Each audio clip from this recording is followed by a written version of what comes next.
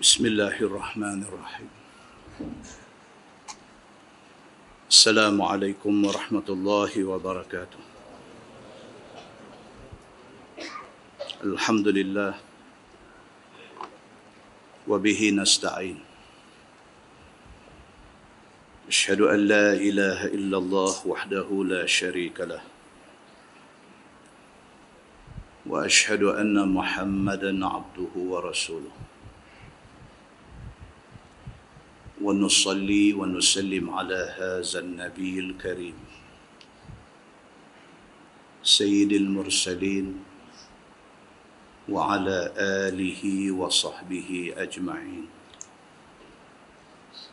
أما بعد أيها المؤمنون اتقوا الله أوصيكم وإياي بتقوى الله faqad fazal muttaqun. Muslimin dan muslimat, mudah-mudahan dirahmati Allah Subhanahu wa taala. Di dalam sebuah hadis an Amir bin Sa'd bin Abi Waqqas an abihi radhiyallahu anhuma qala amara Muawiyah bin Abi Sufyan Sa'dan faqala ma mana'aka an tasubba Abat Turab faqala amma ma dhakartu thalathan قال خنا له رسول الله صلى الله عليه وسلم فلن أسبه لأن تكون لي واحدة منهن أحب إلي من حمر النعم سمعت رسول الله صلى الله عليه وسلم يقول له خلفه في بعض مغازيه فقال له علي يا رسول الله خلفتني مع النساء والصبيان فقال له رسول الله صلى الله عليه وسلم أما ترضى أن تكون مني بمنزلة هارون من موسى إلا أنه لا نبوة بعدي وسمعته يقول يوم خيبر لأعطين الراية رجلا يحب الله ورسوله ويحبه الله ورسوله قال فتطاولنا لها فقال ادعوا لي عليا فأتي به أرمد فبصق في عينه ودفع الراية إليه ففتح الله عليه ولما نزلت هذه الآية فقل تعالوا ندعو أبناءنا وأبناءكم دعا رسول الله صلى الله عليه وسلم عليا وفاطمة وحسنا وحسينا فقال رسول الله صلى الله عليه وسلم Allahumma haula'i ahli atau kama qal, hadis sahih riwayat Imam Muslim. Daripada Amir bin Sa'ad bin Abi Waqqas radhiyallahu anhuma,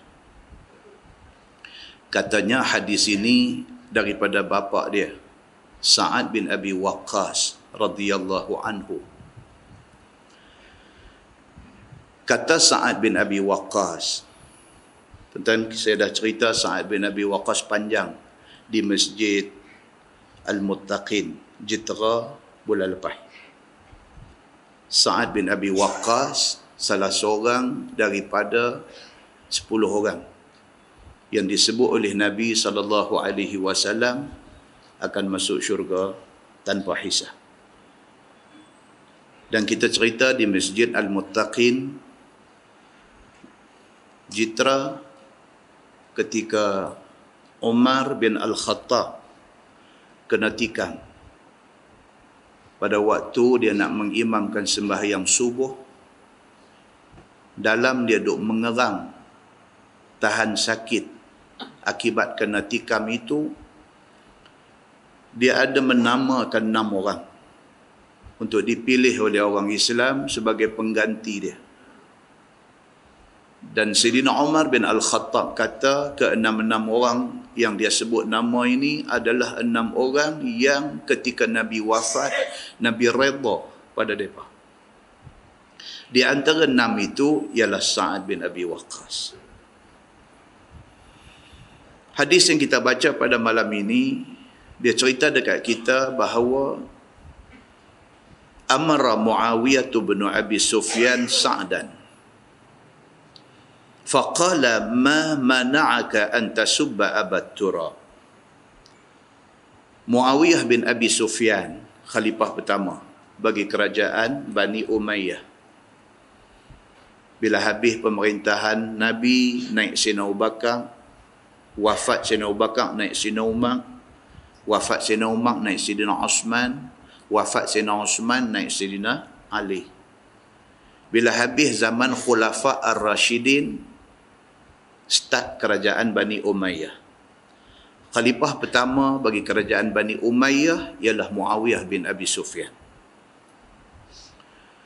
Bila Muawiyah bin Abi Sufyan naik jadi khalifah, rasa kalau boleh dikatakan dendam. Dan rasa tidak puas hati dia kepada Sayyidina Ali bin Abi Talib masih membara.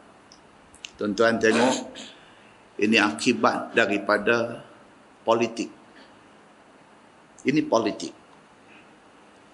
Satu benda yang wajib kena ada dalam Islam, tapi kalau tidak kena gaya kita bawa politik ini, dia menyemai kebencian.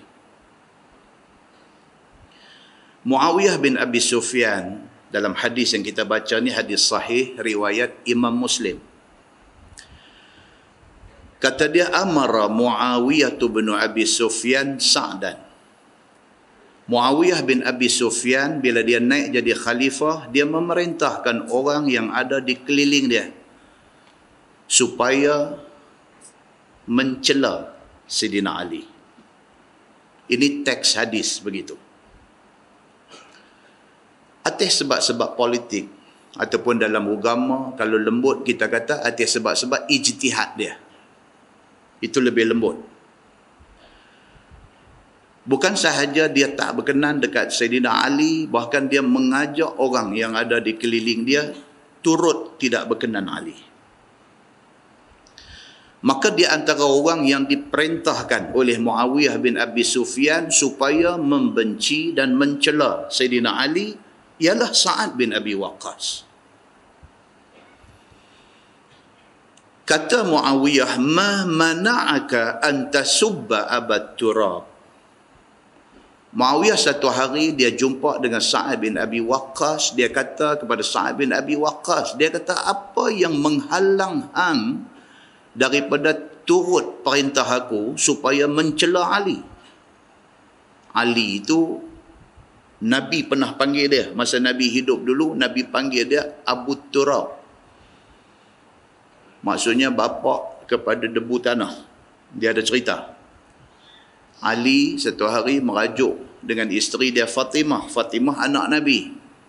Merajuk dia keluar rumah, dia tidur atas tanah. Dan Nabi mai di rumah Fatimah, Nabi tanya mana Ali? Fatimah kata no, tunjuk dia tidur dia lah. Nabi pergi dekat dia. Bila dia bangkit, bila Nabi mai dia bangkit, muka dia lekat debu. Nabi gelak ke dia. Nabi kata fa anta Abu Turab. Maka hang ni bapak kepada tanah, bapak debu. Lekat nama dia. Sebab Nabi SAW, dia panggil apa pun kepada siapa pun, itu menjadi kemuliaan kepada orang itu. Muawiyah, walaupun dia ada sikit rasa tak selesa dengan Ali, dia panggil juga dekat Ali ni Abu Turab, kerana itu panggilan Nabi kepada Ali. Dia kata, ma mana'aka antasubba Abu Turab. Dia kata dekat Sa'ad bin Abi Waqqas, apa masalah hang yang hang tak boleh turut perintah aku? Akulah ni jadi khalifah. Aku memerintahkan kepada orang semua supaya celah Ali ni. Pasal apa hang tak boleh ikut? Faqala, jawab Sa'ad bin Abi Waqqas. Dia kata, amma ma zakartu thalathan qala hunna lahu Rasulullah sallallahu alaihi wasallam. Sa'ad bin Abi Waqqas jawab pada Muawiyah. Dia kata, aku masih duk ingat lagi 3 benda. Aku tak boleh lupa 3 benda ni. Benda yang disebut oleh Nabi sallallahu alaihi wasallam kepada Sayyidina Ali dulu. Mulut aku tak terbit nak mencela dia. Mulut aku tak terbit nak kata tak elok kepada Sayyidina Ali ni. Pasal apa? Pasal aku tak boleh lupa. Pasal aku duk ingat lagi ada 3 benda Nabi sebut pasal Sayyidina Ali ni. Falan asubbah. Kerana itu sekali-kali aku tidak akan mencela Ali. Tuan kalau belajar bahasa Arab, bila dia sumpah dengan lam nun. Lan ni maksudnya selama-lama. Aku sampai mati, aku tidak akan kata tak elok dekat Sayyidina Ali. La an takuna li wahidatun minhunna ahabbu ilayya min humrin na'am. Sa'ad bin Abi Waqqas kata, bukan 3. Dia kata, kalau salah satu daripada 3 ni pun, kalau aku ingat balik hak Nabi kata dekat Sayyidina Ali ni, bukan 3. Kalau salah satu daripada 3 ni pun, aku dah rasa, aku dah dapat satu benda yang lebih baik daripada unta merah. Orang Arab, tuan-tuan. Kalau kita hari ni duk teringin BMW, unta merah tu BMW lah. BMW ni unta merah lah zaman tu. Semua orang teringin. Cuma boleh beli, tak boleh beli, mampu pakai, tak mampu pakai. Tapi teringin. Unta merah ni semua orang nak. Boleh beli, tak boleh beli. Sa'ad bin Abi Waqqas kata, bukan 3 benda. Kalau satu daripada 3 tu pun, aku ingat, benda tu lebih baik kepada aku, daripada aku dapat unta merah. Sami'tu Rasulullah sallallahu alaihi wasallam yaqulu lahu. Dia kata salah satu, kata Sa'ad bin Abi Waqqas, Nabi SAW pernah kata kepada Sayyidina Ali ni, khallafahu fi ba'di maghazih. Ketika Nabi SAW keluar perang, Nabi tinggal Sayyidina Ali ni untuk menjadi ganti Nabi jaga Madinah. Bila Nabi nak keluar perang, kena lantik seorang sebagai wakil untuk nak jaga Madinah. Nabi lantik Ali. Dalam ramai-ramai orang ada tu, Nabi pilih Ali untuk jadi pemangku dia, untuk jadi pengganti dia, untuk nak menjaga al-ehwal Madinah sepeninggalan Nabi pergi perang. Kata Sa'ad bin Abi Waqqas, apabila Nabi kata dekat Sayyidina Ali, kamu tak usah ikut kami pergi perang, kamu tunggu Madinah, kamu jadi wakil aku, kamu jadi pengganti aku, kamu jadi pemangku aku untuk nak jaga Madinah ini sementara kami nak pergi perang. Faqala lahu Ali, Sayyidina Ali ni bila dah bukan sekali, bukan 2 kali, beberapa kali bila Nabi nak pergi perang, Nabi suruh dia jaga Madinah. Dia tak puas hati. Pasal apa, tuan-tuan? Pasal para sahabat Nabi ridwanullah alaihim ajma'in, depa nak pergi perang. Suruh jaga negeri, tak boleh pergi perang ni, bagi depa kira koman lah. Kalau kita angkat tangan nak tunggu, bagi orang lain pergi. Sayyidina Ali bin Abi Talib, bila Nabi suruh dia, Ali, kamu tunggu Madinah, kamu jaga Madinah dalam tempoh masa kami nak pergi perang. Sekali tak apa, dua kali tak apa. Banyak kali Nabi duk suruh dia tunggu, dia tak ada peluang untuk nak pergi perang. Satu hari, dia voice out benda ni. Dia bercakap dekat Nabi. Dia kata, Ya Rasulullah, khallaftani ma'an nisa'i was-sibyan.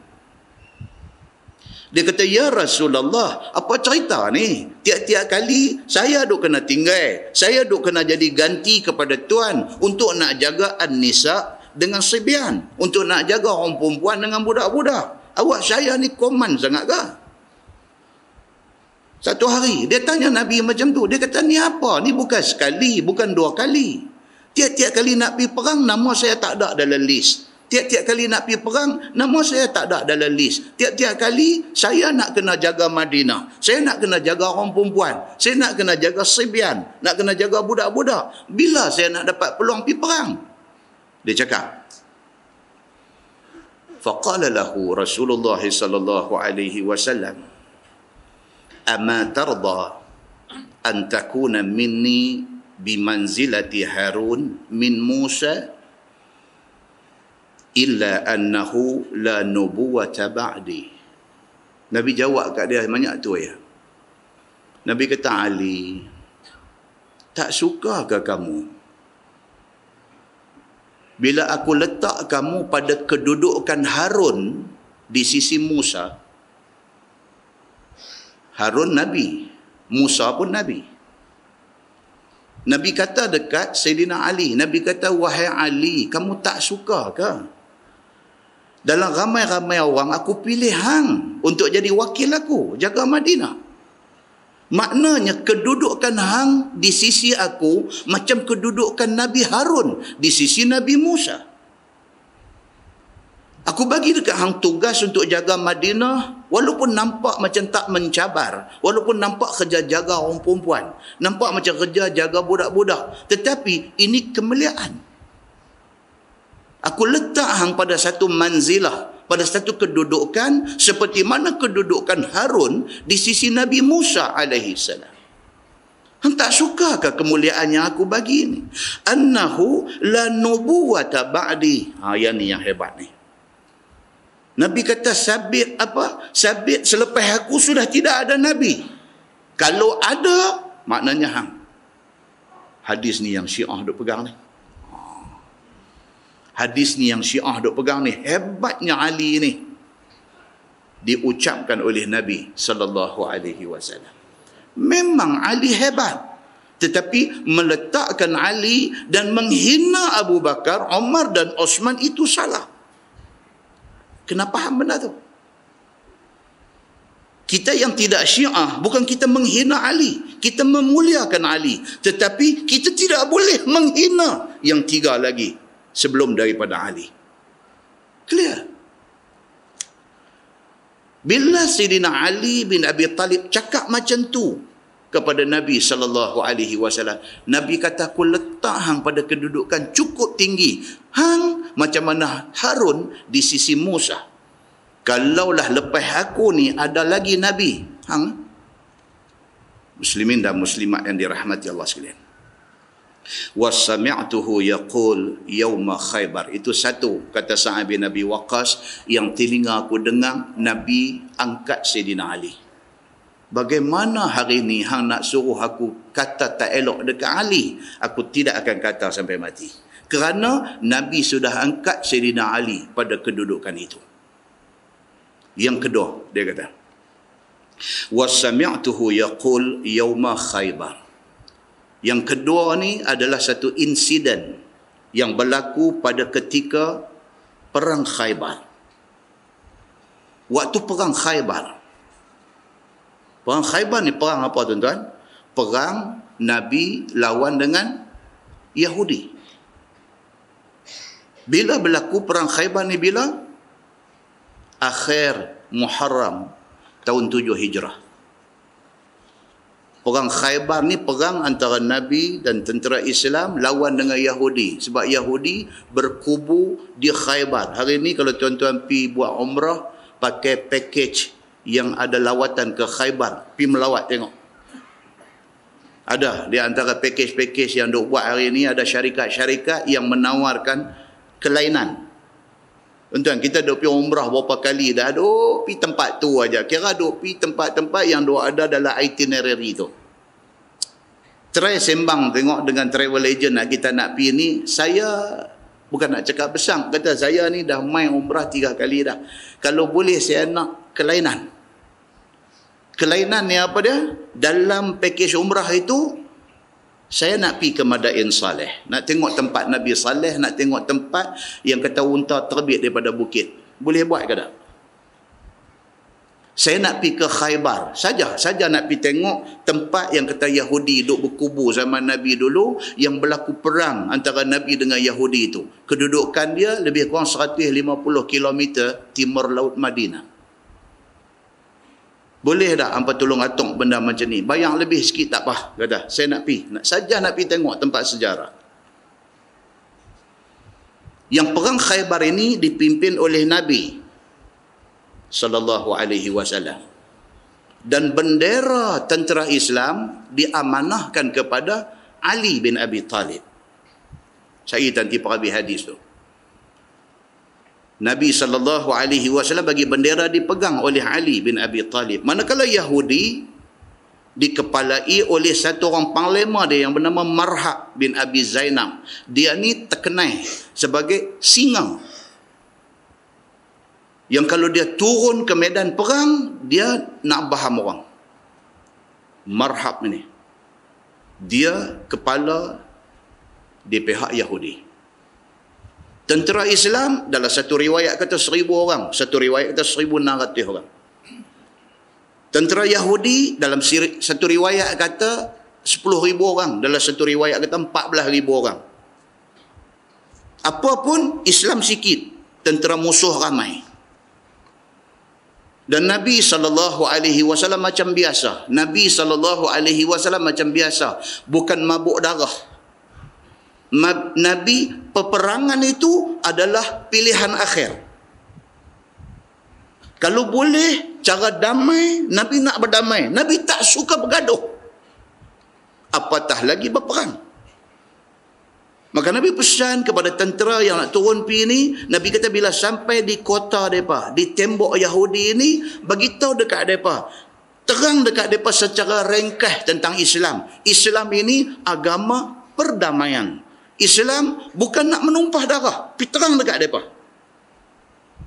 Pergi habaq dekat mereka, kata kami ni bukan ada apa. Kami nak mengajak semua-semua kita ni supaya mengabdi diri kepada Allah dan menerima Nabi Muhammad sallallahu alaihi wasallam sebagai Rasulullah. Itu saja.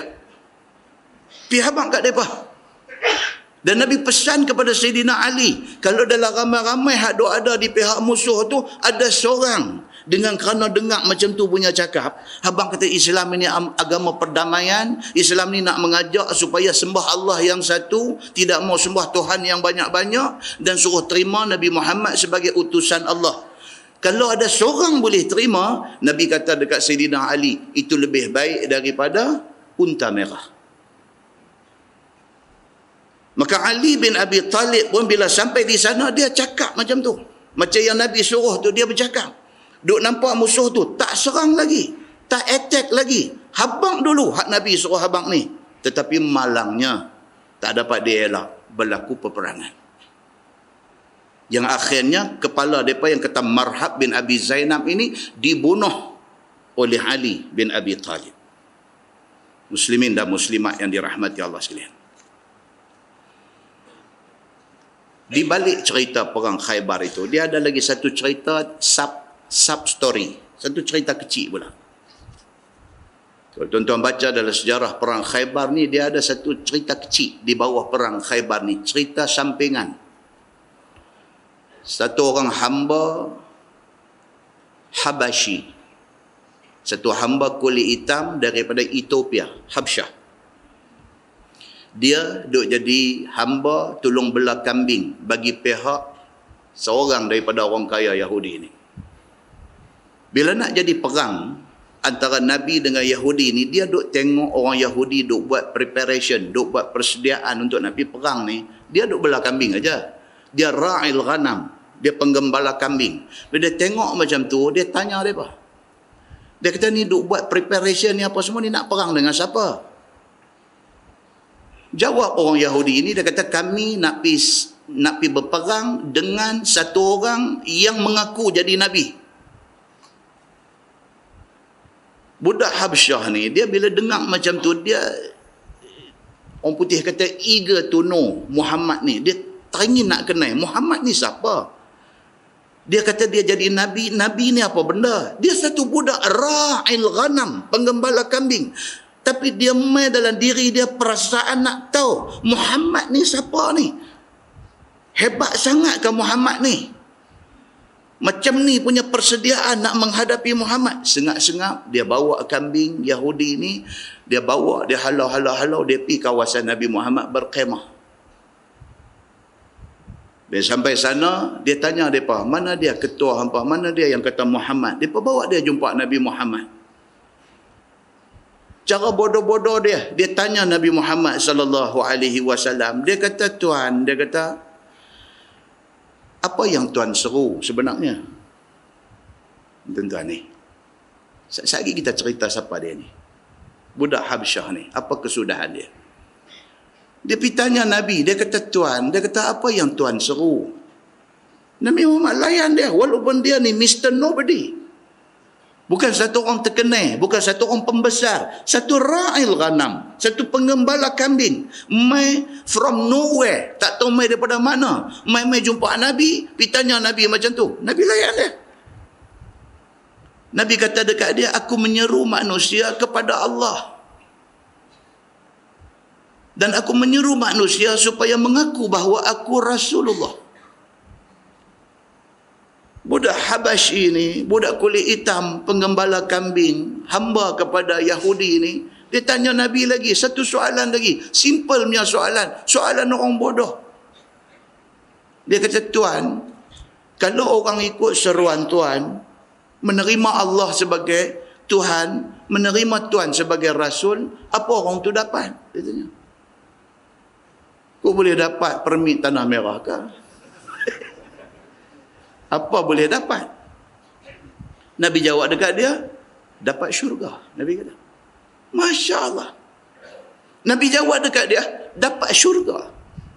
Kalau engkau mati di atas agama itu, engkau dapat syurga. Nabi kata, dia dengar-dengar, dia kata, wahai Muhammad, aku nak masuk Islam. Dia masuk Islam. Lepas dia masuk Islam, dia kata dekat Nabi, dia kata, ya Rasulullah, kambing-kambing ni amanah. Dia kata, tuan-tuan, kadang-kadang satu orang yang macam tu punya kedudukan, hebat tuan-tuan. Di sisi Allah dia hebat. Dia kata, Tuan, saya sudah masuk Islam. Saya tidak boleh balik lagi ke tempat tuan saya. Di tempat perkampungan Yahudi. Di Khaybar sana. Tapi, dia kata, kambing-kambing ni amanah. Dia kata. Macam mana nak buat? Nabi kata, tak apa.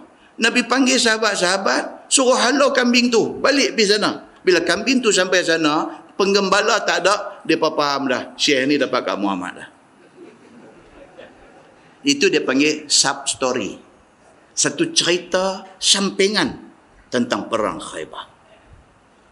Dan berlaku perang Khaybar.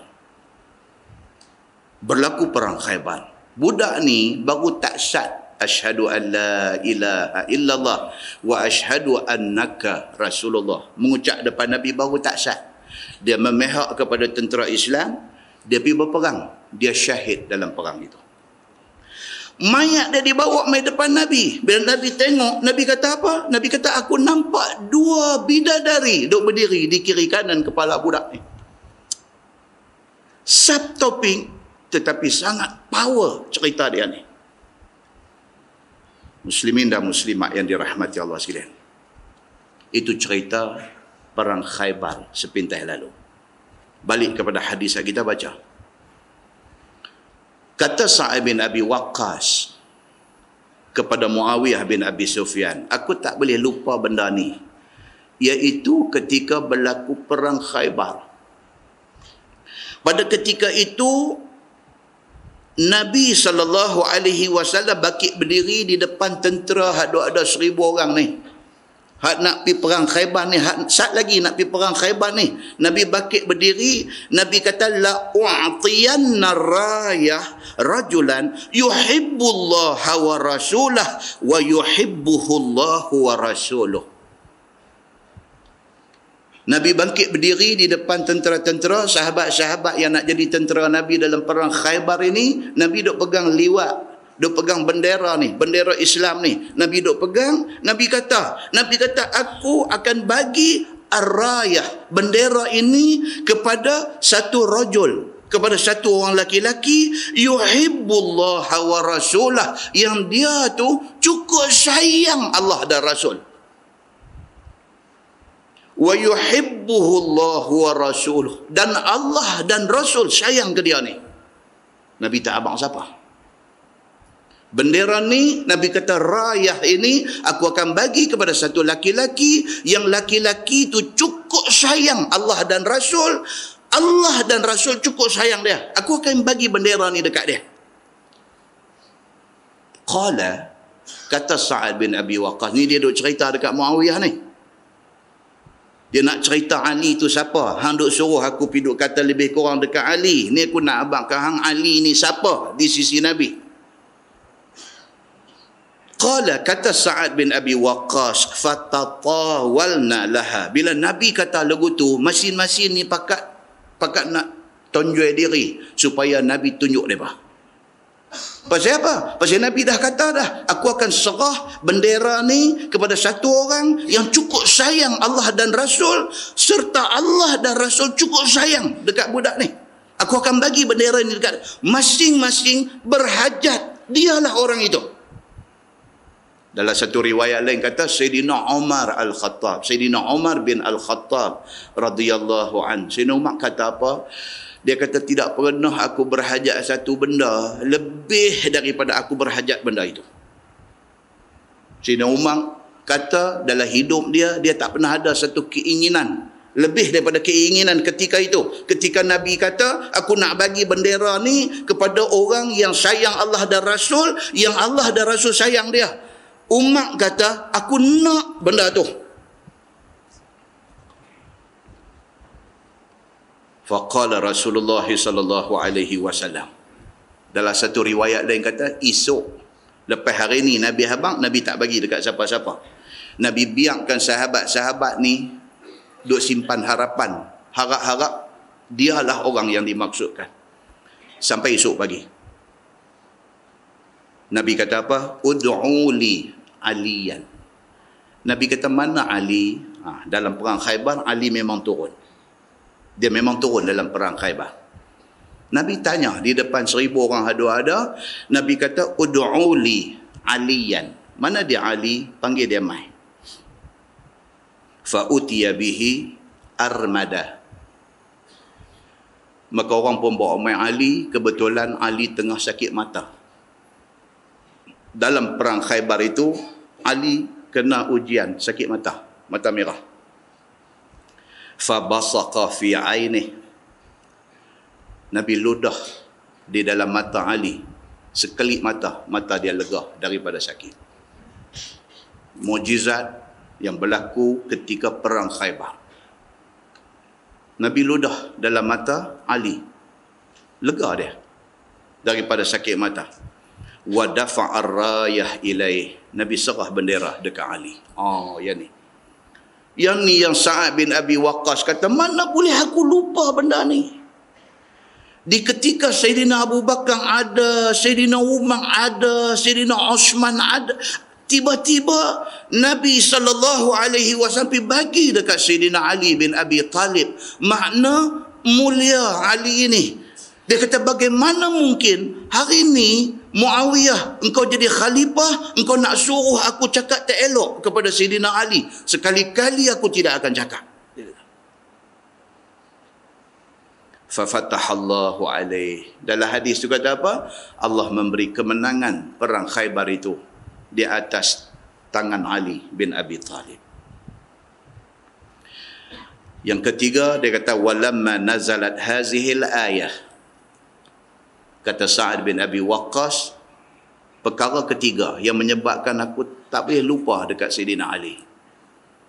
yang menyebabkan aku sangat-sangat hormat dan kagum dengan Sayyidina Ali.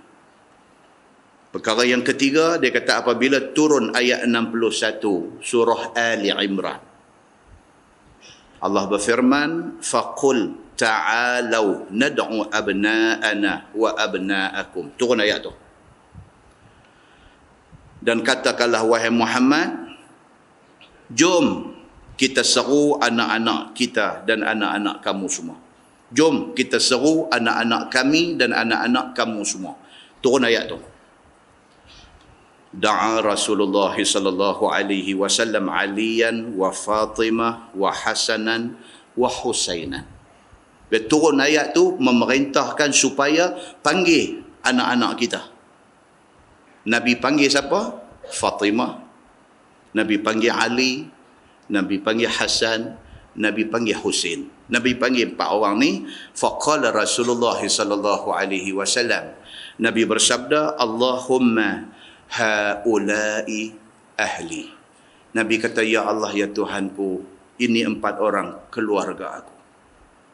Bila Nabi sebut macam tu, jangan kita buat tak elok kepada orang ini. Kerana orang ini di-endorse, disahkan mati oleh Nabi SAW sebagai keluarga dia, darah daging dia. Muslimin dan muslimat yang dirahmati Allah sekalian. Atas sebab-sebab itu, kata Sa'ad bin Abi Waqqas, sekali-kali aku tidak akan cakap tak elok terhadap Sayyidina Ali. Muslimin dan muslimat yang dirahmati Allah sekalian. Cerita tentang perang Khaybar juga dalam sebuah hadis riwayat daripada Ibni Umar radhiyallahu anhuma. Kata dia, anna Umar bin Al-Khattab ajla al-Yahud wan Nasara min ardil Hijaz. Wa anna Rasulullah sallallahu alaihi wasallam lamma zahara ala Khaybar arada ikhraj al-Yahud minha. Wa kanat al-ardu hina zuhira 'alayha lillah wa lirasulih wa lil muslimin. Fa arada ikhraj al-Yahud minha. Fasa'alat al-Yahud Rasulullah sallallahu alaihi wasallam an yuqirrahum biha ala an yakfu amalaha walahum nisfu thamar.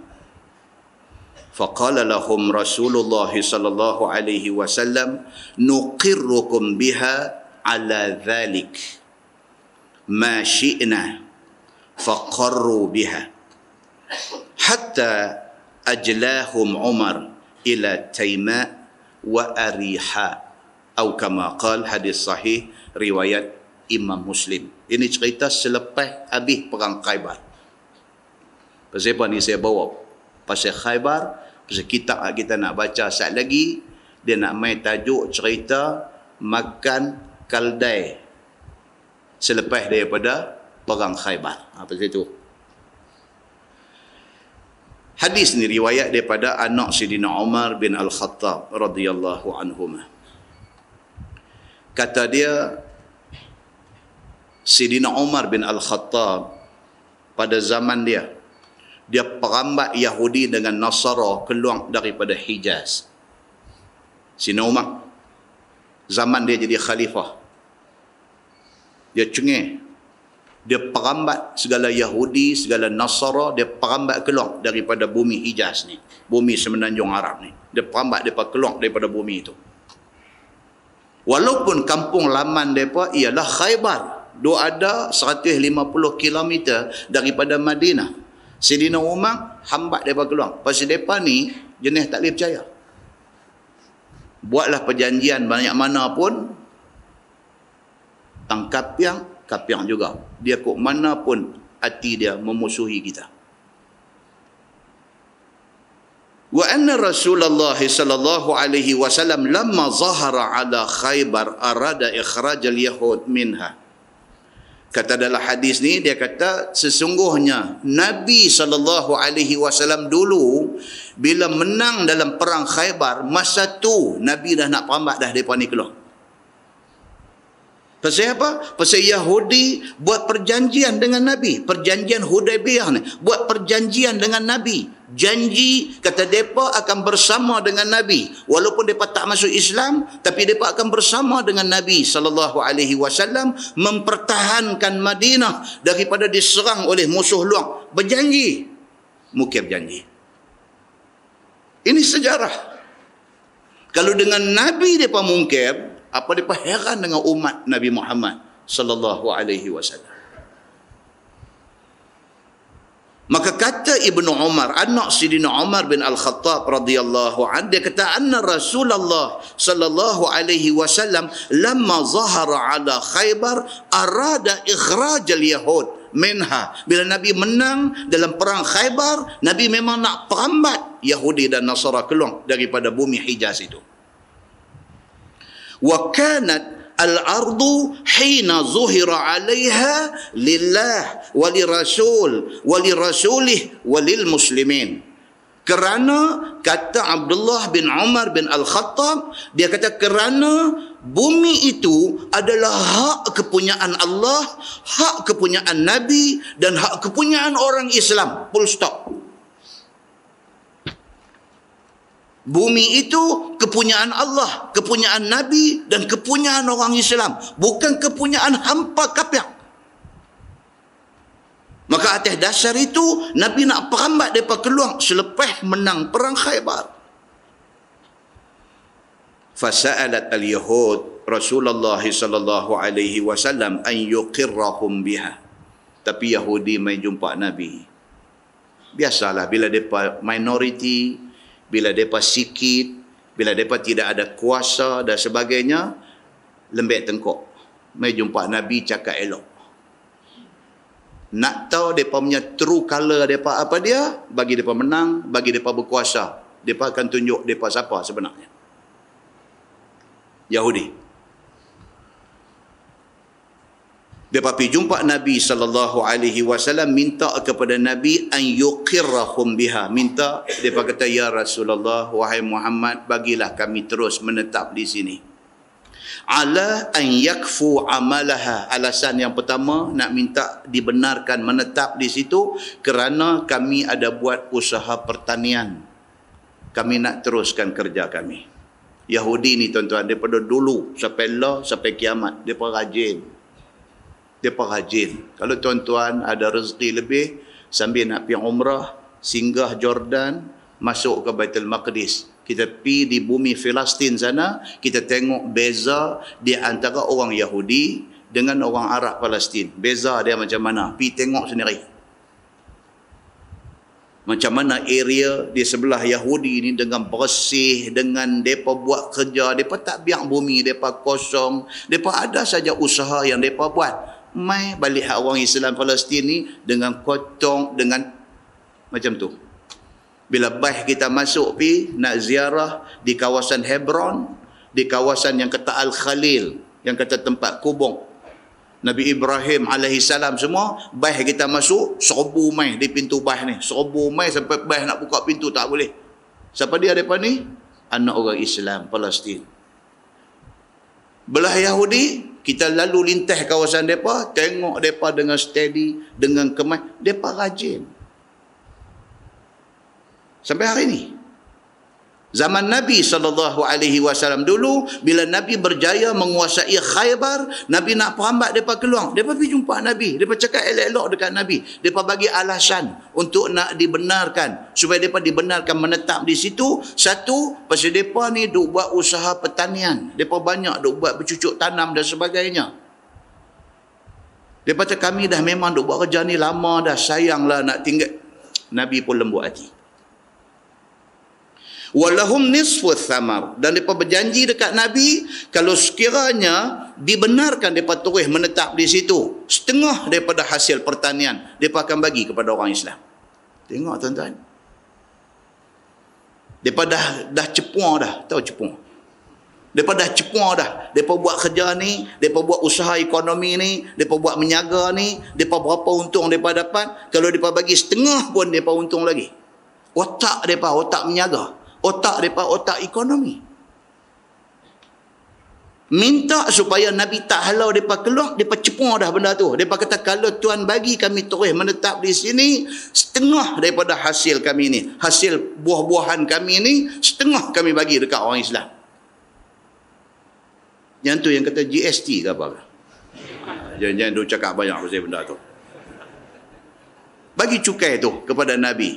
Sebahagian ulama kata itulah jizyah. Dia kata, itulah jizyah, cukai yang dibayar oleh orang bukan Islam kepada pemerintah Islam sebagai jaminan keamanan. Mereka sanggup bagi setengah daripada hasil mereka. Maka Nabi SAW pun kata, faqala lahum Rasulullah SAW nuqirrukum biha ala dhalik. Nabi kata kat mereka, okeylah, kamu boleh terus duduk, kamu boleh terus duduk di atas perjanjian itu. Setengah daripada hasil bumi kamu bagi dekat orang Islam. Ma syi'na faqarru biha. Tapi Nabi ada bubuh syarat di hujung. Kamu boleh terus duduk sehingga tempoh yang kami kehendaki. Makna hampa tak akan dapat permanent resident. Tak dapat. Kamu dibenarkan duduk dengan syarat apa yang hampa janji tadi hampa bagi, setengah daripada hasil pertanian bagi kepada orang Islam, dan hampa dibenarkan duduk ini bukan sebagai permanent resident. Bukan boleh duduk tetap. Hampa boleh duduk sehingga masa yang kami rasa hampa boleh duduk. Bila kami mai tak syok kat apa, sila keluar. Nabi buat syarat macam tu kepada Yahudi. Kata hadis tu, hatta ajlahum Umar ila Taima wa Ariha. Sehinggalah apabila Umar naik jadi khalifah, stop. Apa yang Nabi kata tu stop. Umat perambat juga mereka keluar. Maka mereka ni keluar pergi ke satu tempat yang bernama Taima dan satu tempat yang bernama Ariha. Ariha ni mana tuan-tuan? Jericho. Jericho. Pernah dengar Jericho? Kalau tengok berita dunia, kita pernah dengar. Tapi kalau duduk tengok Maharaja Lawak, tak dengar. Dalam berita dunia dia beritahu Jericho. Di mana Jericho ni? Di sebelah sana. On the way nak pergi ke Jerusalem. Sampai hari ni orang Arab tak panggil Jericho. Orang Arab panggil Ariha. Kerana itulah nama sejak daripada zaman Nabi SAW. Sampai hari ni mereka ada di sana. Mereka mula-mula diperambat oleh Sayyidina Umar bin Al-Khattab radhiyallahu anhu. Muslimin dan muslimat yang dirahmati Allah sekalian, sangat seronok kalau kita tahu cerita-cerita ni. Dan lebih keseronokan dia apabila kita boleh sampai ke tempat-tempat ini. Kita dengar ni pun kita dah rasa seronok. Dimurahkan rezeki oleh Allah. Kita sampai di tempat ni, kita connect balik dengan hak kita dengar malam ni. Bila kita masuk saja, menyeberang aja sempadan daripada Jordan masuk ke sebelah Yahudi kuasai ni, sampai di tempat yang kata Jericho, orang Arab bagi tahu kat kita di sinilah Ariha. Tuan-tuan connect terus. Kuliah Masjid Sultanah hari tu. Ustaz Samsul cerita di sinilah tempat apabila Sayyidina Umar perambat depa mai duduk tang ni. Tak kita tangkap. Rasa bertambah keimanan kita kepada Allah Subhanahu wa taala. Dan kalau nak cerita pasal perang Khaymar ni saja banyak tuan-tuan. Di antaranya apa? Mukjizat Nabi. Guru terang satu-satu ni tak baca kitab pula kita malam ni. Mukjizat Nabi apabila satu orang cedera dalam perang Khaybar, cedera di perut betih. Pergi jumpa Nabi SAW, Nabi ludah di perut betih dia tu. Hadis sahih riwayat Al-Bukhari. Nabi ludah di perut betih, dandan lega. Mukjizat Nabi SAW.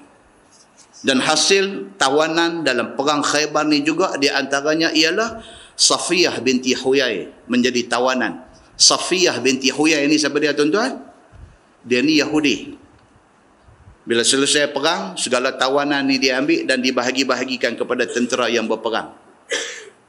Safiyah binti Huyai ni masuk di dalam pembahagian satu sahabat yang bernama Dihyah Al-Kalbi. Yang kemudiannya Dihyah mai serah dekat Nabi dan Nabi ambil dia, Nabi memerdekakan dia dan Nabi kahwin dengan dia. Safiyah binti Huyai, salah seorang isteri Nabi yang berketurunan Yahudi. Mas kahwin kepada nikah itu ialah Nabi memerdekakan dia. Merdekakan dia itu mas kahwin. Menikah Nabi dengan Safiyah binti Huyai.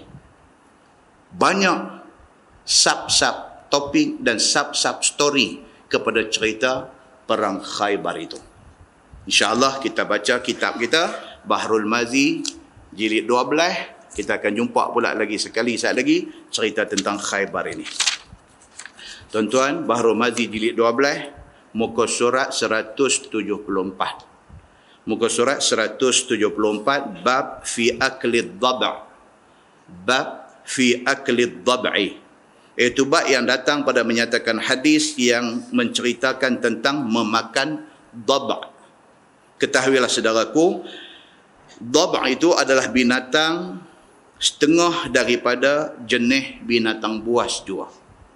Dhab' ini dia kata jenis binatang buas. Apabila kita lihat rupa dan tabiatnya, tak ubah tabiat dia macam binatang buas yang lain. Ni yang kata dhab'un ni, dia macam binatang buas. Kalaulah kita tengok heret buat main sekong dhab' masuk ini, kita bukan dhab bewak kita sembang itu ni, bukan. Yang ni dhab'un. Dhab'un. Rupa nak macam anjing. Dia kata dia ni macam binatang buas. Memakan ia akan daging. Lebih teruk lagi dia ni apa dia? Dia nak macam rimau. Dia makan daging. Anjing pun tak makan daging. Tekoh-tekoh makan. Anjing tekoh-tekoh makan juga. Tapi bukan makanan hari-hari dia. Tapi yang kata dhab'u ini, dia ni makan daging. Macam rimau. Dan menggonggong ia akan tulang. Perangai anjing pun ada. Kalau jumpa tulang, dia nanti gigit, dia nanti pergi lagu tu. Jangan jumpa sungai ya. Kalau jumpa sungai, dia nanti luar abang. Pasal apa? Pasal dia tamak. Dia nampak tulang dalam ayam tu, dia nak ambil tulang tu, dia buka mulut, jatuh peluk. Yang tu pun ada dalam hadis Melayu kita. Melayu pun ada hadis juga, kan? Apa? Seperti apa? Anjing dengan bayang-bayang. Ni. Dhab' ni jenis ni. Jumpa anjing, jumpa tulang, tak lepas. Dia terekam, dia faham. Dan badannya tiada bersih seperti binatang buas yang lain. Bahkan dia ni lebih pengotong daripada anjing. Yang kata dhab' ini. Dhab'u. Dhab'ain. Dhab'u. Dia ni lagi pengotong daripada anjing. Syekh Idris Al-Marbawi buh dalam bracket di situ, dia kata lihat gambarnya, dia dalam Kamus Al-Marbawi ada di sana. Tuan-tuan balik, kalau ada anak-anak mengaji Maktab Mahmud, suruh dia buka Kamus Marbawi malam ni juga, hang cari dhab'u. Dia kata apa dia ayah? Apa dia tu dia kata? Ada demi rupa. Dhab apa tu? Anak buka-buka, dia buka gambar dhab, gambar bewak tunjuk. Kata, macam mana ustaz kata macam anjing, macam bewak dia kata. Yang tu bukan salah saya. Kan? Yang tu dhab, yang ni dhab'u, dhab'ain. Dia kata buka Kamus Marbawi akan ada gambar yang kata menatang dhab'u ini. Ada dalam Kamus Marbawi. Adapun hukum memakannya, maka itu khilaf ulama tuan-tuan. Ini yang kata fiqh. Yang kata fiqh ni tuan-tuan, kalau kita nak bergaduh, kalau kita nak bertengkang, kalau kita nak berkelahi sampai kiamat kita berkelahi. Fiqh ni macam inilah cerita dia. Satu kata lagu ni, satu kata lagu ni. Satu kata lagu ni, satu kata lagu ni. Bila mai bab fiqh ni, petua dia satu aja, lapang dada. Itu saja. Tuan-tuan, hari ni Malaysia, tuan-tuan tak boleh kontrol Malaysia hari ni. Tuan-tuan tak boleh kontrol kata kita nak pegang mazhab Syafi'i sahaja. Tak boleh, tuan-tuan. Tuan-tuan boleh buat undang-undang. Tuan-tuan boleh suruh. Tuan-tuan boleh bercakap. Tapi tuan-tuan tak boleh kontrol orang. Pasal apa? Pasal dalam masa yang sama, anak tuan-tuan pergi mengaji di Saudi, pergi mengaji di Madinah, pergi mengaji di Ummul Qura Mekah, pergi mengaji di Universiti Riyadh. Mereka di sana mazhab Hambali. Bila mereka pergi sana, mereka didedahkan tentang mazhab yang berbagai-bagai. Dan pensyarah mereka mazhab Hambali. Jadi oleh kerana pensyarah mazhab Hambali, dia ada kecenderungan ke arah nak menekan mazhab Hambali. Kata, hak ni yang paling tepat. Jadi anak tuan-tuan balik daripada sana, dia 4 tahun duduk di sana, dia duduk dengar tentang mazhab Hambali sampai dia rasa macam tak salah Hambali ni. Bila dia balik mai di sini, dia nak praktikkan benda tu. Satu, bila dia mengajak, dia nak habang juga benda tu. Dua, Jadi kita ke Piah Longgang ni, bila kita dengar, kita kata kita pening. Tak payah pening lah, lapang dada lah. Itu mazhab Hambali. Ini mazhab Syafi'i. Hambali pun tak salah. Syafi'i pun tak salah. Semua ni adalah pendapat fiqh. Bila saya main duduk di sini, saya menyindir-nyindir orang mazhab Hambali, saya merosakkan tuan-tuan yang duduk dengar. Tuan-tuan sudah duduk bawah kem. Sudah duduk di bawah kem, tuan-tuan sudah mengambil sikap memusuhi orang yang mengambil pandangan lain. Jangan. Ini tidak menguntungkan. Itu satu. Anak-anak pergi mengaji di sana. Yang kedua, rumah siapa di Alok Stang ni yang tak ada internet? Bukan rumah saja internet. Dalam poket pun ada internet lah ni. Sambil duduk tunggu anak tuition nak habis pukul 9.30. Tuan-tuan duduk pegang smartphone. Tuan-tuan browse internet. Tuan-tuan masuk dalam internet. Hukum makan baba'u. Type lagu tu. Berak dia keluar mai. Dia keluar mai tu tak boleh kontrol. Itu pendapat Syafi'i. Dia keluar mai berbagai mazhab punya pendapat. Tuan-tuan baca. Tuan-tuan juga terpaksa kena buka. Oh, mazhab ni kata lagu ni. Mazhab ni kata lagu ni. Mazhab ni kata lagu ni. Nak bertengkar buat apa? Nak bertengkar buat apa? Kalau kita rasa kita selesa dengan keputusan Syafi'i, Masya Allah, tafadhal mashkura. Jalan. Kalau ada anak kita yang pergi mengaji, yang duk baca lebihan maklumat dan sebagainya, dia rasa macam tu. Jangan kata dia salah. Jangan kata hang ni, hang murtad dah. La ilaha illallah. Murtad mai kok mana? Murtad mai kok mana? Jangan. Ini semua benda tak bagus. Tak bagus benda ni. Bila kita buat orang bagi jadi suntuk pemikiran ni, tak bagus. Macam tu. Kuliah saya hak bulan 9 hari tu, kita baca-baca, keluar kenuri arwah. Tentu ingat dah? Berapa ramai duk bantai saya. Dengan kerana saya sebut, kata kita jangan ingat kata kenuri arwah ni wajib kena buat. Jangan ingat macam tu. Saya bawa contoh, satu nelayan miskin yang mati, yang bini dia pergi almari penjuru, duk tarik kain jatuh melungguk di kaki. Duk sebut pula ni pakcik hang mati ni. Ni nak tanam nak kambuh. Dia nak kambuh dia ni pun tak ada duit. Ni malah ni nak buat kenuri lagi. Tuan-tuan, pasal apa yang makcik ni cakap macam tu? Kerana dia salah faham. Dia duk ingat benda tu wajib buat. Tak buat berdosa. Saya tidak kata kenuri arwah ni haram. Saya tak kata pun. Tapi bila benda ni keluar dalam internet, ada pula Syekh Alok Stang piuleh di bawah tu. Piulai pula di bawah tu. Pasal apa? Pasal dia terlahir daripada pemikiran yang macam ni. Yang menyalahkan orang lain daripada dia. Jangan, tuan-tuan. Benda ni tak menguntungkan. Kita dengar. Tapi kita stick kepada mazhab Syafi'i. Cantik. Kita tidak boleh halang orang daripada dengar pendapat lain. Tak boleh. Tuan-tuan halang di sini, dia balik buka internet. Dia dapat juga. Adalah lebih baik kita habaq daripada awal. Ini dia keputusan dalam mazhab Syafi'i. Mazhab lain kata macam ni. Kita pun tak salah, mereka pun tak salah. Tapi oleh kerana kita di Malaysia, mazhab Syafi'i, kita ikut yang ni. Kata. Selesai masalah. Tolong tuan-tuan, jangan suntuk pemikiran yang sampai membawa kepada bebalah perkara yang tak patut bebalah. Muslimin dan muslimat yang dirahmati Allah.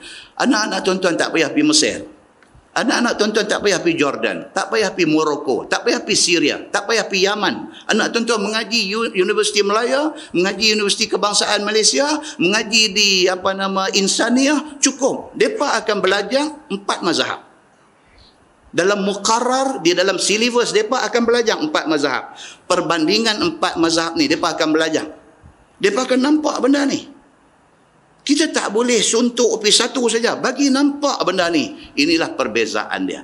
Sama dengan tajuk yang kita baca ni. Dia main tajuk apa hukum makan baba'u. Apa hukum dia? Terus dia main ni, Syekh Idris Al-Marbawi kata apa? Dia kata ada pun hukum memakannya, maka iaitu khilaf ulama. Terima benda tu. Benda ni khilaf. Dia kata. Kata kebanyakan mereka itu, boleh dimakan dia.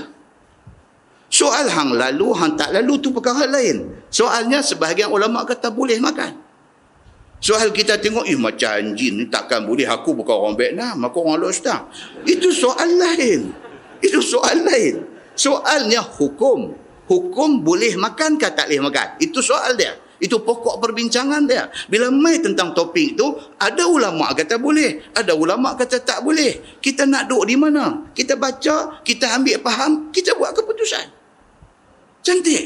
Jom kita baca lagi. Dia kata bermula dalil bagi qaul yang mengatakan boleh makan adalah hadis At-Tirmizi. Yang ni dalil orang yang kata boleh makan menatang dab'u yang rupa macam anjing tapi lebih pengotok daripada anjing ni. Ada sebahagian ulama mazhab kata boleh makan. Apa dalil mereka? Ni dalil kita nak baca. Dia kata an ibn Abi Ammar radhiyallahu anhu qal qultu li Jabir ad-dab'u as-saydun hiya qala na'am. Itu hadis dia.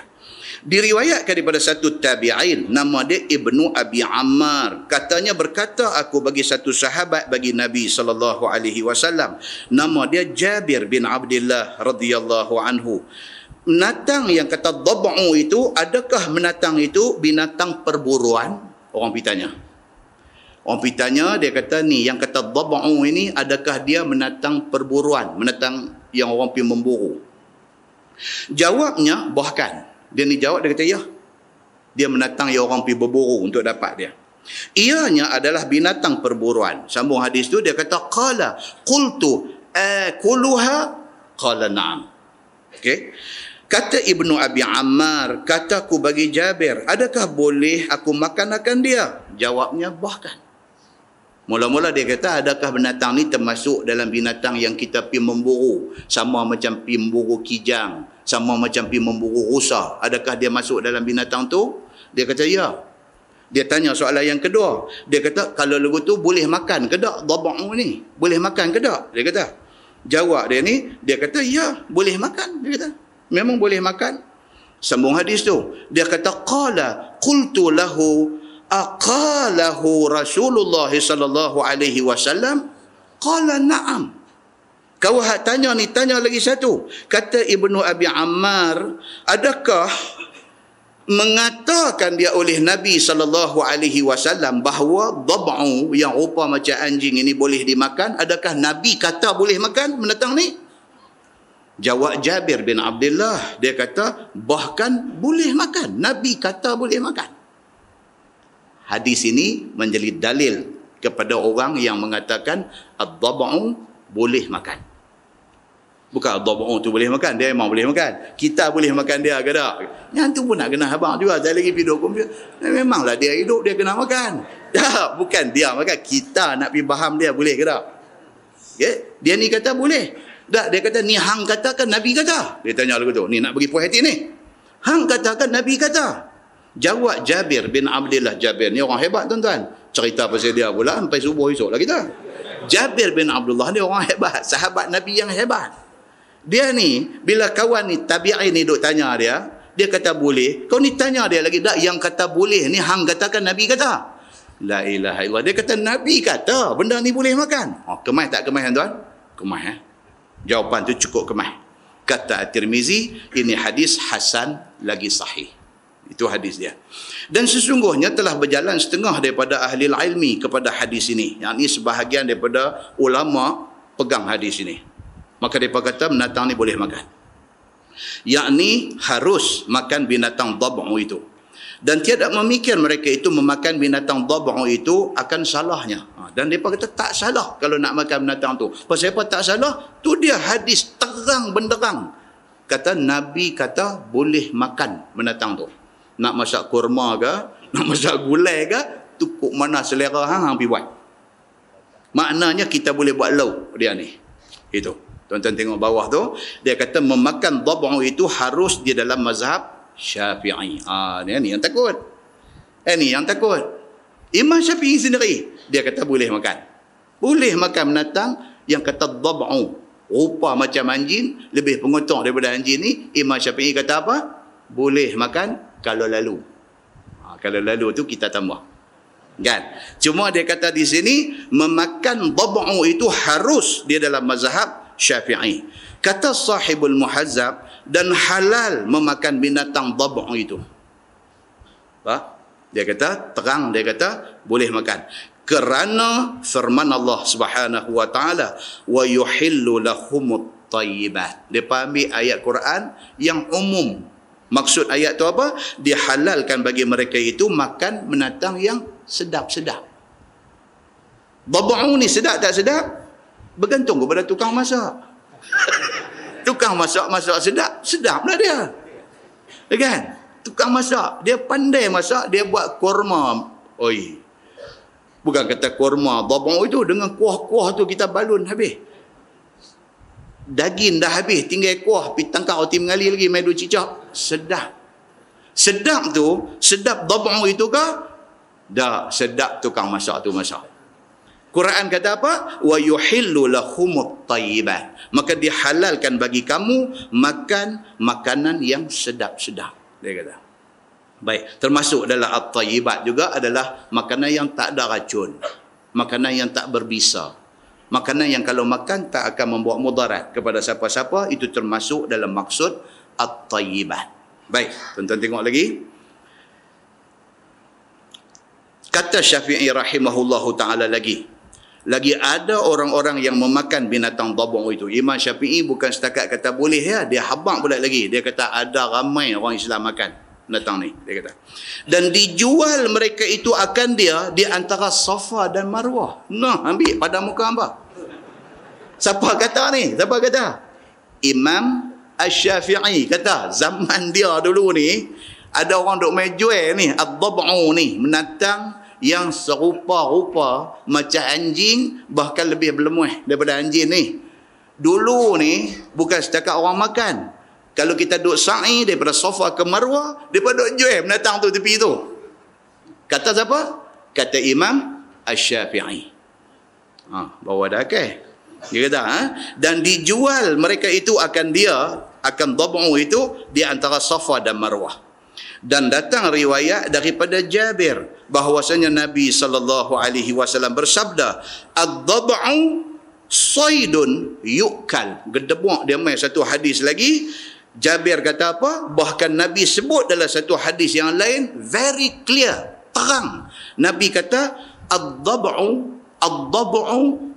saydun yu'kal. Bermula binatang yang kata dab'u itu adalah binatang perburuan yang dimakan akan dia. Jabir kata ada hadis itu macam tu. Jadi salah tak pendirian yang diambil oleh Imam Asy-Syafi'i? Tak salah. Pasal apa tak salah? Pasal dalil tu ada terang. Okey, baik.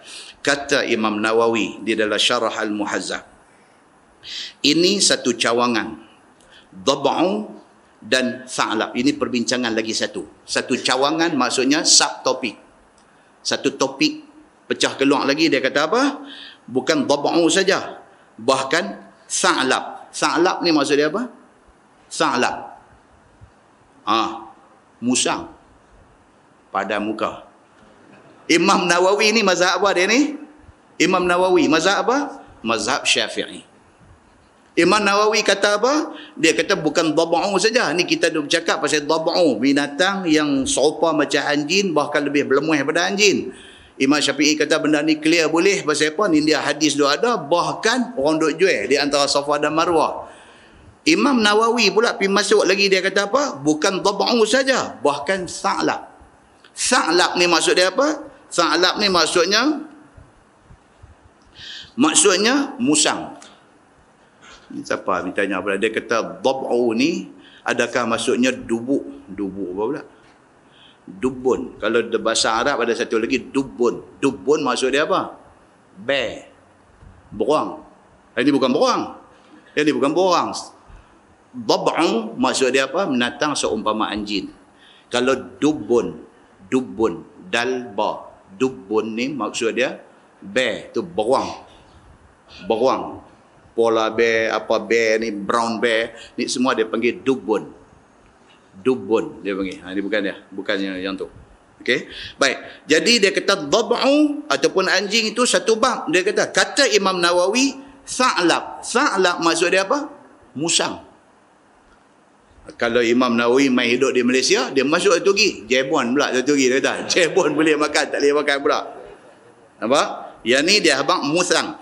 Dia kata selain daripada dab'u, sa'lab. Musang itu juga harus dimakan akan dia. Di sisi kita, Asy-Syafi'i.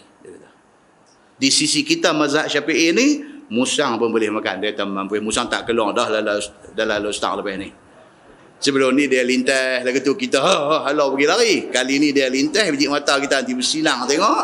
Aku selama ni tak tahu kata hang ni. Malam ni baru tahu, baru dengar Imam Nawawi kata boleh juga yang ni pun. Nampak tuan-tuan? Dan di sisi Ahmad dan juga Daud. Imam Ahmad bin Hanbal pun kata macam tu. Dia kata musang ni halal dimakan. Mula nak telah elok tak lepas. Jadi gitu. Kan? Baik. Dan mengharamkan dia oleh Abu Hanifah. Mazhab Hanafi kata tak boleh. Dia kata haram. Musang-musang ni, sa'lab ni semua tak boleh. Kata haram. Dia kata. Dan kata Imam Malik, makruh memakan keduanya. Imam Malik, mazhab Maliki, dia kata bukan kata haram, tak haram. Tapi makruh. Dia kata pergi makan menelih lah. Dia kata pergi tengok musang pun nak pergi cukup makan dosa. Kan? Begitu. Baik. Dia kata dan setengah daripada orang yang mengatakan harus makan dab'u itu adalah Sayyidina Ali bin Abi Talib. Dia kata Sayyidina Ali bin Abi Talib terang juga mengatakan dab'u itu binatang yang halal dimakan. Dan ada beberapa banyak lagi daripada sahabat Nabi dan tabi'in yang mengatakan harus makan yang dikatakan dab'u itu. Ini hukum tuan-tuan. Apa yang kita baca ni hukum. Kebiasaan kita, kita tak biasa makan, kita tak mau makan, kita tak alu makan, tak payah makan. Tak payah dulu sakit kepala balik duk fikir ni nak kena makan musang. Bukan nak kena makan. Boleh makan. Kadang bahasa ni tuan-tuan, lain yang orang cakap, lain penerimaan kita. Orang baca kitab bagi tahu kata benda tu halal dimakan. Dan hukumnya harus. Boleh kalau nak makan. Dia pergi abang kata kena makan. Bukan kena makan. Kata boleh dimakan. Begitu. Okey. Baik. Bab fi akli luhumil khail. Yang ni tahu bulan depan pula. Pasal panjang. Bab fi akli luhumil khail. Dia ada lebih kurang 2 muka surat. Kalau baca yang ni lagi, habis pukul 10, mata tuan-tuan jadi macam musang pula dia tengok saya. Tak boleh. Dia main bersinar. Tajuk yang akan datang ni cerita tentang hukum makan daging kuda. Al-khail, maksud dia kuda. Tuan-tuan, kita akan tengok insya-Allah kuda ni saja dia ada macam-macam kuda. Setakat yang kita tahu kuda apa?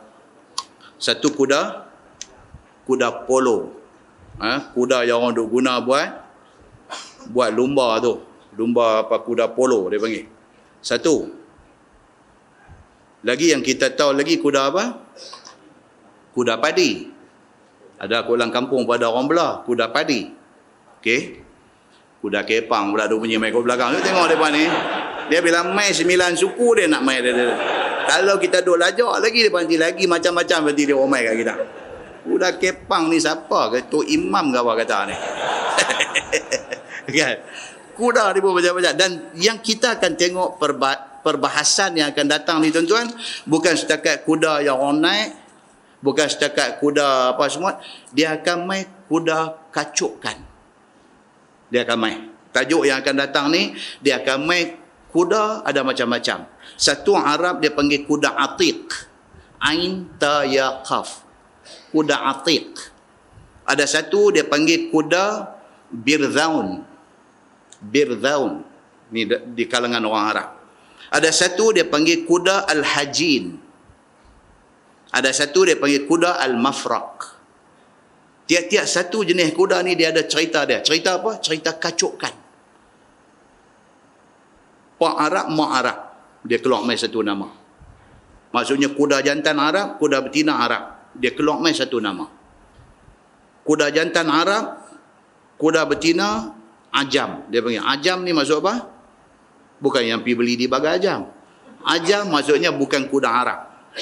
Dia panggil Ajam. Macam kita ni, orang Arab panggil kita orang Ajam. Bukan orang Arab kita ni. Dia main pula saat lagi, dia ada perbincangan dia. Dan tiap-tiap satu tu, boleh makan, tak boleh makan. Boleh makan, tak boleh makan. Dia duduk main lagu tu. Okey. Tajuk dia akan main detail macam tu. Kemudian dia akan cerita mazhab ulama punya kata terhadap hukum makan daging kuda ni. Macam mana? Itu pun serupa. Boleh tak boleh itu satu bab, lalu tak lalu itu satu bab. Dia akan main. Kemudian dia akan main pula lagi satu tajuk. Tajuk ni yang saya ingat nak baca, yang berkaitan dengan Khaybar. Apa dia? Fi luhumil humur al-ahliyah. Cerita tentang hukum makan kaldai. Kaldai yang dipanggil al-ahliyah. Kaldai jinak. Kaldai jinak. Apa hukum makan kaldai jinak? Dia akan main perbincangan tentang benda ni berkaitan dengan perang Khaybar. Dia keluar main hadis ini. Panjang umur, kita tengok bulan 3. Ni dah bulan 2 dah. Bulan 3, dan untuk ingatan semua orang, bulan 6 dah nak puasa dah. Dia lagu tu. Masa tuan-tuan nampak? Nampak masa dia duduk jalan macam mana? Masa macam lagu lepas terawih. Bulan 6 puasa pula kita ni. Bulan 6. Bermakna tak ada kuliah cuti pula. Bulan 6, bulan 7 raya, dia mungkin pergi sampai bulan 8 pula. Lepas tu, dia insya-Allah panjang umur, sihat, dia start balik, dia main cuti sekolah pula. Jadi mungkin tahun ni, dan tak ada ni nak baca kaldai jinak ni, dan tak ada pun tak tahu. Nah, tetapi tuan-tuan, yang dikatakan ilmu Allah daripada Al-Quran dan daripada hadis Nabi SAW ini maha luas. Maha luas. Jangan sempitkan ilmu itu. Jangan sempitkan ilmu itu. Kerana ilmu Allah ini maha luas. Selagi mana ilmu itu berada di kalangan ulama-ulama yang mujtahid, ra'ilah pendapat itu dengan lapang dada. Ada setengah orang, dia suruh orang lapang dada, tapi dia tak lapang. Yang ni semua kena lapang. Semua kena lapang. Kita punya pendirian, hormati pendirian orang lain. Kita tangguh dengan tasbih kafarah dan suratul As. Subhanakallahumma wa bihamdika, asyhadu an la ilaha illa anta, astaghfiruka. Bismillahirrahmanirrahim. Wal 'asr. Innal insana lafi khusr illa allazina amanu wa tawasaw bil haqqi wa tawasaw bis sabr. اللهم صل على محمد في الأولين والآخرين وسلم رضي الله تبارك وتعالى عن ساداتنا أصحاب سيدنا رسول الله أجمعين. بسم الله الرحمن الرحيم. الحمد لله رب العالمين حمدا يوافي نعمه ويكافئ مزيده. يا ربنا لك الحمد كما ينبغي لجلال وجهك الكريم وعظيم سلطانك. رضينا بالله ربا وبالإسلام دينا وبمحمد نبيا ورسولا. اللهم افتح علينا فتوح العارفين وارزقنا فهم النبيين بجاه خاتم المرسلين. اللهم فقهنا في الدين وعلمنا التأويل واهدنا صراطك المستقيم. اللهم أرنا الحق حقا وارزقنا اتباعه وأرنا الباطل باطلا وارزقنا اجتنابه. اللهم اجعل جمعنا جمعا مرحوما وتفرقنا من بعده تفرقا معصوما. وصلى الله على محمد وعلى آله وصحبه وسلم والحمد لله رب العالمين. السلام عليكم.